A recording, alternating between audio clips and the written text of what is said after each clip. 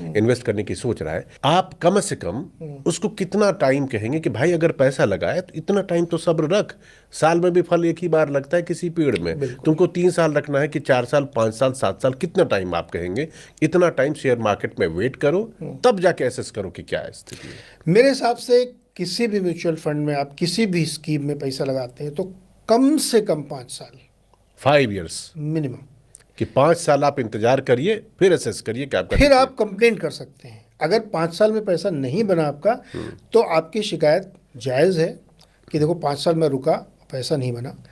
99.99% ये संभव है कि पैसा न बने, ऐसा हो ही नहीं सकता। अच्छा। अगर आप 5 साल वेट करते हैं तो कम ज़्यादा हो सकता है, लेकिन पैसा बनेगा ये गारंटी है। पैसा। गारंटी शब्द मैं यूज़ कर रहा हूँ, इसको गलत में समझे कोई, लेकिन 99% है कि आपका पैसा उसमें बनेगा। उसका कारण देखिए, मैं 5 साल क्यों बोल रहा हूँ, ये सब डिफाइंड चीज़ें हैं। बिल्कुल। 5 साल, 7 साल, 10 साल, 20 साल। आप पैसा कहाँ लगा रहे हैं? शेयर में। आपके बिहाफ पे म्यूचुअल फंड में पैसा लग रहा है। शेयर कहाँ लगा है? शेयर क्या है? कंपनी। कंपनी बिजनेस करिए। हर बिजनेस का एक साइकिल होता है। अच्छा। जीवन में मिहिर भाई कोई चीज़ ऐसी नहीं है जो सेकुलर ग्रोथ से चले। हर चीज़ सिक्लिकल है। हमारी जिंदगी सिक्लिकल है, उतार चढ़ाव आते हैं। कभी बुखार हो गया, कभी जुकाम हाँ, हो ऊपर गया, नीचे होता रहता है ये लाइफ में। लाइफ है। तो आप एक ऐसे बिजनेस में जा रहे हैं या ऐसी चीज में जा रहे हैं, आप ये उम्मीद करके कैसे आ सकते हैं कि वहां पे उतार चढ़ाव नहीं होगा? तो एक सिक्लिकलिटी का जो पूरा चक्र है ना, उसको पूरा करने के लिए 5 से 7 साल लगते हैं। इसलिए कहा जाता है कि आप एटलीस्ट एक साइकिल के बराबर का टाइम मार्केट को दीजिए, फिर आप कंप्लेन करने के हकदार होंगे। आपने आज लगाया और 1 साल बाद आप हिसाब लेने बैठेंगे तो फिर आपका हिसाब नहीं कुल बनेगा। मिलाकर ये स्थिति ऐसी हो कि अगर फीवर हो गया है हाँ। तो वह 5 दिन इंतजार करो, वायरल है, उतर जाएगा। थोड़ी कमजोरी होगी, उसको निकटने में और 10 दिन दब लगेगा। जाएंगे। 15 दिन, 20 दिन, महीना होते होते फिर आप वापस जैसे थे वैसे ही हो जाएंगे। बिल्कुल। और अगर 5 दिन बाद भी बुखार नहीं उतरा तब आप चिंता करना चाहिए हाँ, कि कि यार डॉक्टर के कुछ और पास, चीज़ है ये। कि डॉक्टर के पास जाओ। तो वही मार्केट में है। तो 5 साल में क्या होता है, जब आप एक साइकिल को ट्रेड करते हैं या साइकिल को पार करते हैं तो उसमें आपका पैसा भी बनता है और अच्छा पैसा बनता है। रिटेल हो या बड़े लोग हों, पैसा खूब बनाते हैं।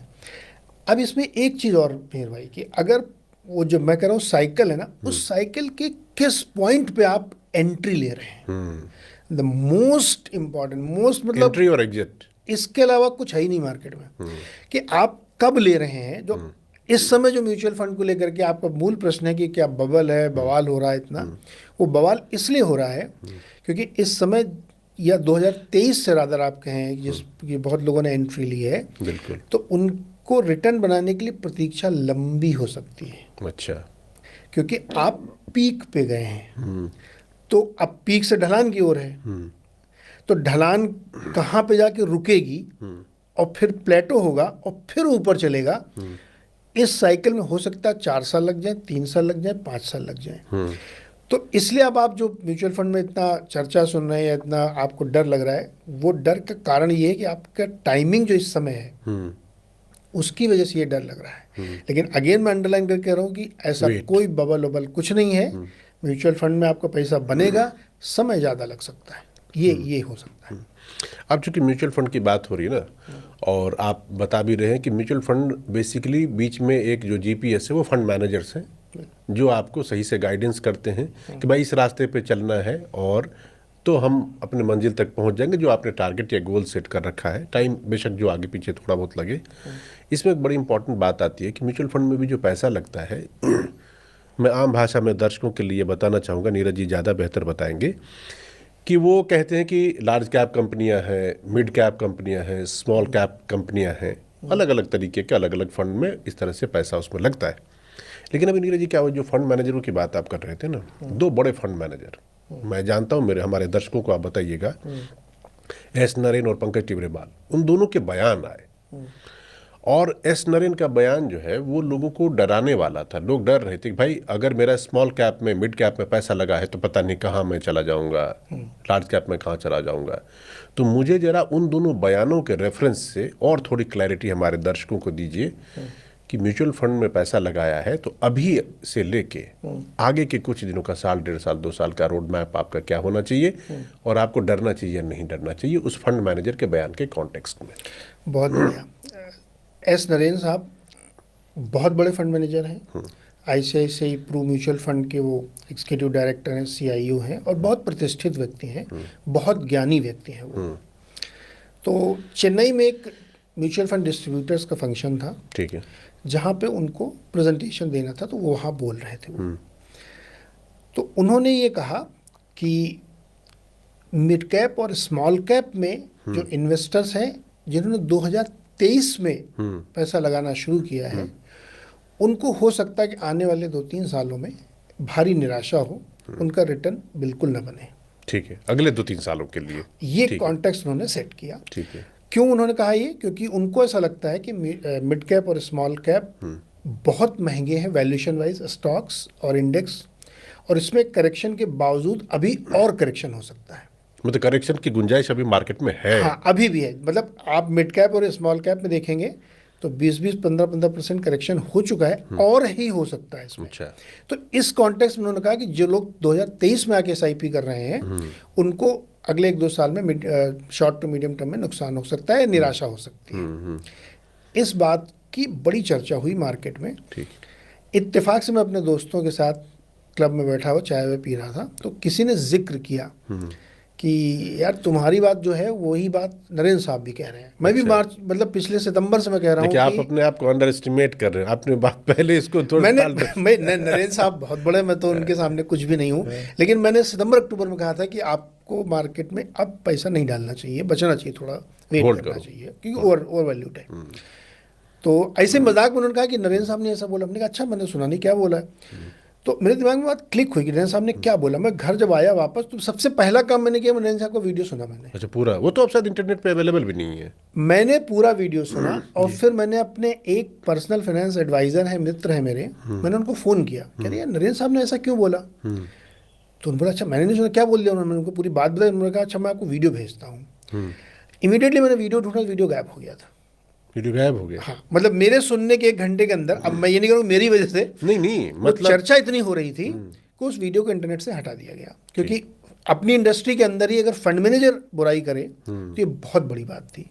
तो वो निकल गया। तो नरेंद्र साहब का कॉन्टेक्स्ट ये था कि उनको बाजार में मिड कैप स्मॉल कैप बहुत महंगे लग रहे थे, और करेक्शन हो सकता है, इसलिए इसके एसआईपी के जो धारक हैं उनको नुकसान हो सकता है। मतलब कुल मिलाकर ये कहने का मतलब हुआ कि जो मिड कैप और स्मॉल कैप कंपनियों में अगर पैसा लगा है आपके म्यूचुअल फंड का, तो अभी पैसा डालिए मत, थोड़ा इंतजार कर लीजिए, करेक्शन की गुंजाइश है, हो सकता है आने वाले दिनों में और होगा, फिर आप नुकसान भी हो सकता है, इसलिए थोड़ा इंतजार करिए। इसलिए इंतजार करिए।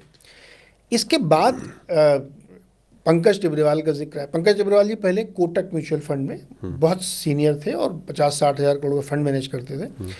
अब उन्होंने अपना एक AIF फंड शुरू किया, जिस अपनी कंपनी इकिगाई नाम से कंपनी बनाई है। अच्छा। इकिगाई एक जापानीज वर्ड होता है, तो अब वो उसका फंड मैनेज करते हैं अपनी, मतलब अब खुद वो अपना फंड चलाते हैं। ठीक है। एक इवेंट में वो भी बोल रहे थे। अच्छा। तो अब मेरी आदत है, जो कि मैं खुद अब पॉडकास्ट वगैरह बहुत करता रहता हूँ, तो मैं सुनता रहता हूँ लोगों की मार्केट से रिलेटेड कौन क्या बोल रहा है। तो पंकज जी का मैंने स्पीच सुनी, तो उन्होंने एक बहुत इंपॉर्टेंट बात की। उन्होंने कहा कि मेन वर्सेस बॉयज हो रहा है। इसको जरा समझे, मेन वर्सेस बॉयज। ये बहुत इंपॉर्टेंट बात है, बहुत मजेदार बात सुनिएगा। मिंट अखबार ने एक स्टोरी लिखी कि ये बात पंकज जी ने मिंट अखबार के हवाले से रखी कि देश में 1600 फंड मैनेजर्स ऐसे हैं जिनका एक्सपीरियंस 1 से 3 साल का है। 1600 फंड मैनेजर ऐसे हैं जिनका एक्सपीरियंस 1 से 3 साल है। अच्छा। 14 से 20 साल के एक्सपीरियंस वाले फंड मैनेजर्स 1 दर्जन से कुछ ज़्यादा हैं। 1 दर्जन से कुछ ज़्यादा? 14 से 20 साल के? 14-20, और 20 साल से ज़्यादा वाले तो 10-12 ही होंगे। पूरे हिंदुस्तान की आप बात कर रहे हैं? बिल्कुल। ये फंड मैनेजर कितनी ही संख्या है एक्सपीरियंस वाइज? वही कह रहा हूं। तो उन्होंने ये बात मिंट अखबार के हवाले से कही। अच्छा। तो बोला ये गंभीर चिंता की बात है। तो उन्होंने कॉन्टेक्स्ट ये सेट किया कि जो लोग कोविड के बाद बहुत सारे लोग फंड मैनेजर बन गए हैं, उन लोगों ने मंदी नहीं देखी है, उन लोगों ने रिडेम्पशन प्रेशर नहीं देखा है, और उनको ऐसा लगता है कि 25-30% का सालाना रिटर्न बनाना बाएं हाथ का खेल है। अच्छा। लेकिन दरअसल मेन वर्सेस बॉय का हिंदी वर्जन में करना नहीं चाहता, वो बहुत अजीब सा सुनने में लगता है। कर दीजिए ये कल-कल के लड़के हैं, इनको भी समझ में आएगा, और वक्त इनको हम्बल बना देगा। ये बात पंकज जी ने मतलब ये कि झटका खाने के बाद मतलब आ दोज जाएगा। Who are the products of the COVID, time will make them humble. इसका मतलब ये हुआ कि जो लोगों को लगता है कि 30-40%, 35% सालाना रिटर्न बन सकता है, ऐसा नहीं होगा। लॉन्ग टर्म एवरेज आपको वही 12-13% का आएगा। अभी जो गुलाबी दिन चल रही है, मतलब ये ये हमेशा गुलाबी नहीं होता है। हमेशा नहीं रहेगी, हमेशा नहीं रहेगा। ये नीचे जाएगा। तो ये बयान उन्होंने किया। अब ये दोनों बयान इंडस्ट्री, जो म्यूचुअल फंड इंडस्ट्री इतनी बड़ी इंडस्ट्री, 40 लाख करोड़ की इंडस्ट्री है, उसको लगा कि यार ये अपने लोग होके ऐसी बात कैसे कर रहे हैं। लेकिन ये बात देखिए, किसी भी फंड मैनेजर के ना तो हम लोग अगेंस्ट होते हैं, लेकिन जो बात भी कोई बात कर रहा है उसको ध्यान से सुनना और समझना चाहिए, वो आपके फायदे की बात कर रहा है। और उनके कहने के बाद से, यानी ये 25 जनवरी को एक ही दिन दोनों लोगों ने बात कही थी। अच्छा, एक ही दिन दोनों के